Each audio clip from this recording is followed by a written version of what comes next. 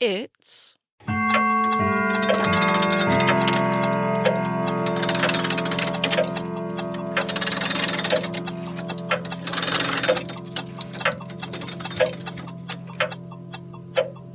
time for episode 18 of the Mystical Times blog podcast with me, Michelle Eve.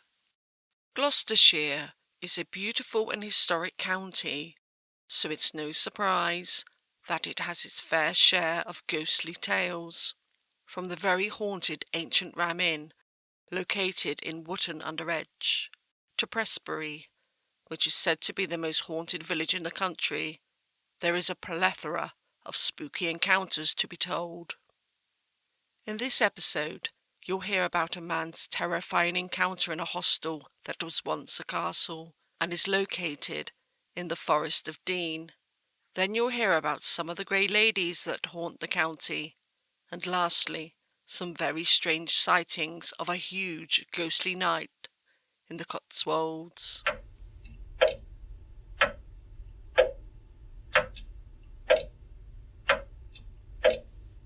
The Hostel Stay from Hell. Mr. George Smith from Chichester was a graduate chemist, so was used to dealing with facts, but had experienced something of a paranormal nature whilst holidaying in Chepstow with his wife, and had written his account to Peter Underwood, who had been an author of many books about the paranormal and was also a paranormal investigator. The youth hostel at St. Brivel's, which is in the Forest of Dean, wasn't too far away from where the Smiths were staying. The youth hostel occupies part of what was once a 12th century castle. It was on the second day of their stay, and it was a beautiful midsummer's day, so Mr. Smith and his wife went off walking on the Offa's Dyke footpath. The footpath of Offa's Dyke is around 170 miles long, and the path dips in and out of the border between England and Wales. For the first 10 miles of their walk, it was steep and wooded, but they got to see the body of the river below. The couple made their way to St. Brivel's as they had booked the youth hostel to stay in that night. They were a little disappointed to see that the village of St. Brivel's had just a handful of houses, a church, a pub, and the castle, which was complete with moat and drawbridge. The castle had once been owned in 1131 by the then Sheriff of Gloucester, a Milo Fitzwalter. He had been accused of oppressing the tenants of that area by extracting money for taxes. It was also rumoured that the Countess of Hereford freed the tenants from their debts by bearing all, Lady Godiva style. During the 13th century, the castle was used as a hunting lodge for King John. The castle had been regularly occupied until the Youth Hostel Association took it over. As the Smiths were walking to the village, they heard the church bell ringing, and despite usually liking this sound, the Smiths didn't enjoy it, as there was no tune, just a continuous and monotonous tolling. When they reached the village, they walked past the houses, and there were a group of 3 to 4 people stood outside each house. They never acknowledged the Smiths, as they were just chatting to one another. Mr. Smith said he felt as though he was being watched by these groups of people, and sensed them staring. When they walked over the drawbridge and into the castle, things became somewhat normal again. Other people were staying at the hostel, and there were everyday sights and noises, but even this could not placate Mr. Smith's feelings of unease. The Smiths went to bed after they had their evening meal, with Mr. Smith going to the men's dormitory and Mrs. Smith to the women's. The men's dormitory was located over the castle's dungeon, with narrow windows that looked over the road to where the church and graveyard was. Mr. Smith, being very tired, fell asleep quickly, only to wake up when the church clock chimed midnight. He looked around from his top bunk and saw that most of the other bunk beds were occupied with sleeping men. He could hear some of them quietly breathing as they slept. He felt very anxious for some reason. It was then he heard what he thought were late-night revellers, perhaps coming from the local pub. As the noise came nearer, the noise of the crowd sounded as though they were singing, but Mr. Smith soon realised it wasn't singing. It sounded as though the crowd were chanting. In between the rise and fall of the chanting, he heard strange laughter. The rhythmic chanting felt evil to Mr. Smith, and he felt very distressed about it. But it was then that strange things started to happen in the dormitory. The man sleeping in the bottom bunk under Mr. Smith started to toss and turn, whilst his breathing became heavier until he almost choked to catch his breath. The man in the opposite bed began talking in his sleep. The words couldn't be understood, and the talking seemed to be turning into an argument. Whilst this was happening, the chanting and laughter outside became more intensified. Mr. Smith felt as though he was in a nightmare, and the feeling as though something really bad was about to happen. He also wondered if anyone else in the hostel had been woken up by this loud commotion. As Mr. Smith felt the nape of his neck beginning to rise, along with shivering, the commotion inside and outside just stopped. Several seconds of silence had passed, and Mr. Smith made a decision to look out the window to where the crowd noises had come from.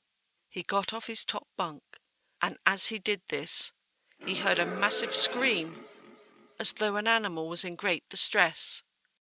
Along with the scream, he heard a crowd cheer, and then callous laughter. Then there was a long, slow scream of a young girl. The scream was heard as though it vibrated through the walls of the castle. Mr. Smith described the scream as though the young girl was absolutely terrified. The scream was to suddenly stop and ended with a sob. These screams had literally paralysed him to the spot, but he made himself look out the window. There was a full moon, and he could see clearly that no one at all, was in the vicinity of the hostel or the road between the hostel and church. Only 2 other people had heard this strange commotion, a young woman and Mr. Smith's wife. The Smiths left the hostel as early as they could, and Mr. Smith vowed he would never, ever return to St. Brivel's.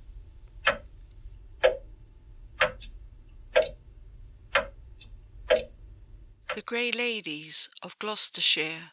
It would seem that the sightings of grey ladies are usually witnessed in older houses and always seem to be linked with a sad and tragic tale of centuries ago. These experiences of grey ladies that I will tell you about come from a local Gloucestershire newspaper from the 1960s. The most famous in Gloucestershire is the grey lady who floats above the fast-running waters of the River Thames at the village of Kempsford. To some of the villagers there, she is very real. She has become some sort of semi-resident, and is said to be Lady Maud Plantagenet, and her identity is connected to Kempsford, and that there is even a Lady Maud's Walk. Whenever she appears in her long flowing gowns, legend has it that she is looking for her brother Henry, who was drowned there. Many villagers will not talk about their famous lady, but one told the newspaper a different story. I do not think she haunts the river at all, but prefer to believe the story that she haunts her walk, he said. A former clergyman at Kempsford, the Reverend A.B. Minor, called her the Lady of the Mist because she only appeared when it was foggy. The then vicar, Reverend David Watson, whose garden adjoins the river, says he has never seen Lady Maud. But that certainly does not mean she does not exist, he said. The story has been told so often, she certainly seems credible. There is a grey lady of the parish church of St. John the Baptist at Cirencester.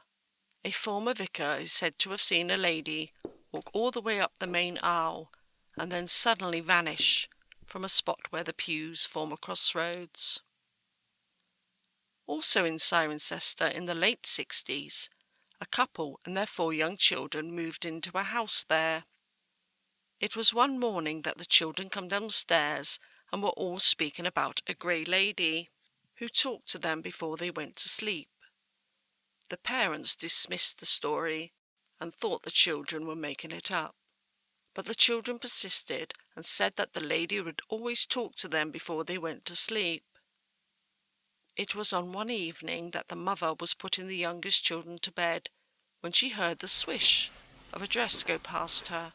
The mother felt it was her imagination until one of the children said, "There you are, Mummy, there is our lady." She has since heard the sound on numerous occasions.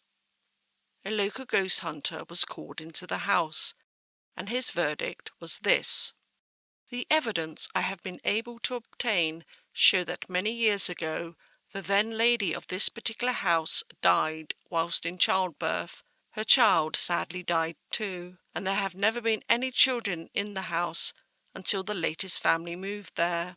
I feel it is this lady who's visiting the children, and she will not harm them, and they have come to accept her."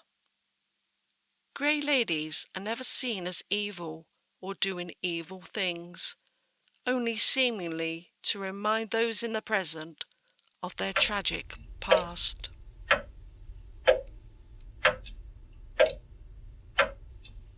Ghostly goings-on in the Cotswolds, Gloucestershire. These paranormal experiences were told in the 1960s to a reporter from a local Gloucestershire newspaper. There is a centuries-old vicarage in the Cotswolds, Gloucestershire, and it is said to be haunted by 4 different ghosts. Many years ago, a servant called Miss Caton was making her rounds of the house when she saw a shadowy figure ahead of her. It was gloomy, so she thought it was a member of the household and was not really alarmed by the figure in the passage. But as she drew nearer, she saw the figure to be a monk. The long black flowing robes dragged on the stone-flagged floor. She made a noise. The figure turned slightly, and when she screamed, the monk vanished. The vicarage has a splendid drawing room, and for whatever reason a child spirit is drawn to it. On several occasions in the past, former clergymen and servants have wandered into the room and found a small boy, dressed in blue, sitting in a big winged chair. Once seen, the boy in the chair just vanished. The strange thing about this is that a young boy has never lived there, nor has there been a chair of that description in the house either. In 1968, the then vicar, a Reverend David Wootton, told of the experience of one of his visitors had at the vicarage. The visitor heard a noise from the stairs leading from the old servants' quarters and saw a woman dressed in 17th century clothing walking down them whilst carrying a young baby. The visitor gasped in astonishment as the then 2 figures completely disappeared. The vicar then told of a very strange sight that several people had told him about. It is said that on certain nights, a knight in shining armour is seen and heard coming up the steps from the River Thames to the garden. The suit of armour that the knight is wearing is heard clanking, and as the knight grasps his sword, he is then seen to vanish. Could this knight be connected to the following account? Nearby the vicarage is the old market town of Fairford. Between Fairford and the village of Quennington is a hollow known as Pitham Bottom. It is an eerie spot indeed. It's a sort of place you travel through quickly at night, and it is here where a Saxon knight, who is said to be 7 foot tall, roams on cold winter nights. Sometimes he is said to just stand close to the road, but at other times he is seen riding a big black horse. 3 people have seen the knight, and one resident used to tell the tale of when he was a boy and was returning along the Quennington Road. His grandfather had told him never to be frightened of anything, so when he saw this large figure approaching, he put up his fist and said, "Come on then, I'll take you on." But of course there was nothing for him to fight. Another witness to this night was a local garage owner, and when he saw the large figure coming towards him, he ran away. The third witness was a local doctor. He was driving his car to see a patient at night. When the car headlights shone on some gleaming metal, the doctor saw an enormous person in armour. The doctor said he was very frightened, so he just put his foot down on the accelerator and drove off as quickly as he could. Could this enormous knight be one of the skeletons that were found in 1852 in a burial mound just a few hundred yards from Pitham Bottom? The skeletons that were found were of men who were over 6 feet 6 inches tall. It certainly gives some validation to what had been witnessed.